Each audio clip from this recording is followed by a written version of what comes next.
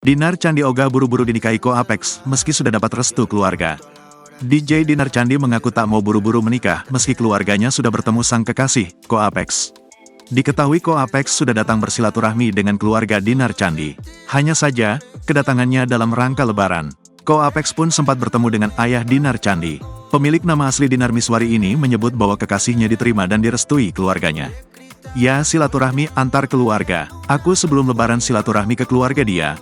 Pas lebaran ke keluarga aku, ujarnya saat ditemui di kawasan SCBD, Jakarta Selatan, Rabu, tanggal 17 April tahun 2024.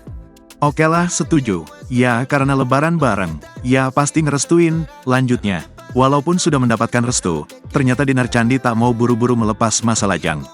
Pasalnya, baik ia maupun Ko Apex masih disibukkan dengan urusan pekerjaan.